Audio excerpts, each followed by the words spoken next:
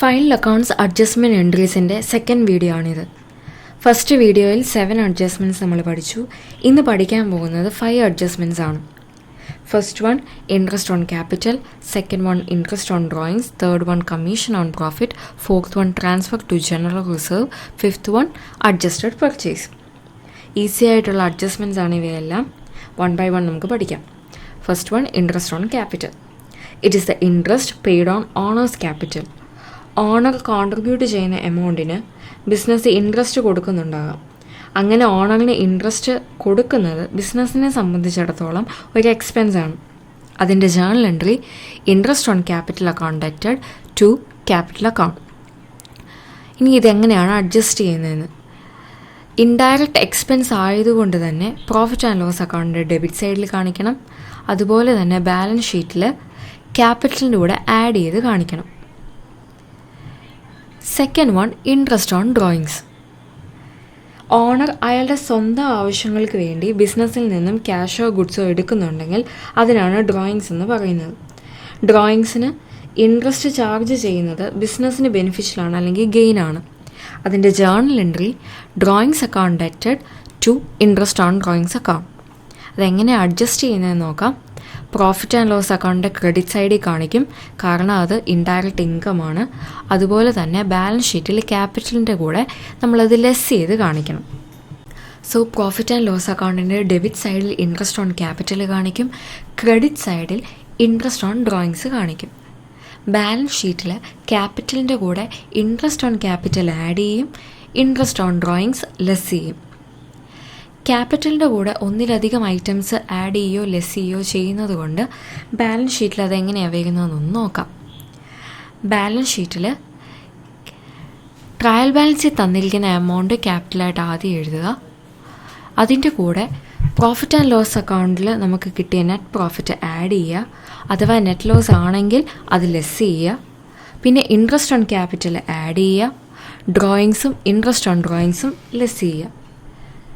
Next adjustment commission on profit.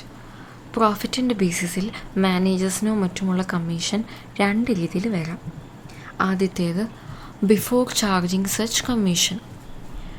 അത് calculate ചെയ്യുന്നത് profit into rate divided by 100.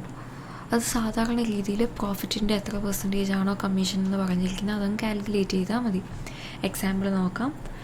Profit equals ₹50,000, commission equals 10%. ഒന്നും പറഞ്ഞിട്ടില്ലെങ്കിൽ, പ്രത്യേകിച്ച് ഒന്നും പറഞ്ഞിട്ടില്ലെങ്കിൽ അത് ബിഫോർ ചാർജിങ് സച്ച് കമ്മീഷനാണെന്ന് മനസ്സിലാക്കിക്കോണം. പ്രോഫിറ്റ് എന്ന് പറയുന്നത് 50,000, റേറ്റ് എന്ന് പറയുന്നത് 10. അപ്പോൾ കമ്മീഷൻ എന്ന് പറയുന്നത് 50,000 into 10 divided by 100 which is equal to ₹5,000. ഇനി second type commission after charging such commission. After charging such commission എന്ന് തന്നിട്ടുണ്ടെങ്കിൽ അവിടെ നമ്മൾ കണ്ടുപിടിക്കുന്നത് profit into rate divided by 100 plus rate എന്നായിരിക്കും. ആഫ്റ്റർ ചാർജിങ് സച്ച് കമ്മീഷൻ എന്ന് വരുമ്പോൾ മാത്രമാണ് നമ്മളിങ്ങനെ ചെയ്യുന്നത്. അല്ലാത്ത എല്ലാ കേസിലും നമ്മൾ profit into rate divided by 100 എന്ന ഫോർമുല മാത്രം യൂസ് ചെയ്താൽ മതി. ഇനി എക്സാമ്പിൾ നോക്കാം. Profit 50,000, commission after charging such commission equals 10%. അപ്പോൾ കമ്മീഷൻ എന്ന് പറയുന്നത് 50,000 into rate divided by 100 plus rate എന്നാണ്. അപ്പോൾ 10 divided by 100 plus 10 which is equal to 4,545. Rounded figure എടുത്താൽ മതി. ഇത് ഇത്ര മനസ്സിലായി എന്ന് വിചാരിക്കുന്നു.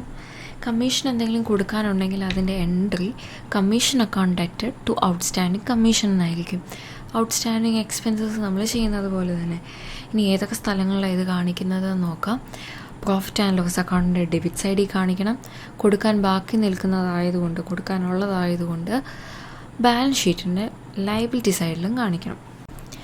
അടുത്ത adjustment transfer to general reserve. It means keeping a portion of profit for meeting any unforeseen contingencies as a reserve. പ്രോഫിറ്റിൻ്റെ ഒരു പോർഷൻ ഫ്യൂച്ചറിൽ സംഭവിച്ചേക്കാവുന്ന എന്തെങ്കിലും ഒരു കാര്യത്തിന് വേണ്ടി അല്ലെങ്കിൽ ഒരു അൺനോൺ ലയബിലിറ്റിക്ക് വേണ്ടി മാറ്റി വെക്കുന്നതിനാണ് നമ്മൾ റിസർവ് എന്ന് പറയുന്നത്.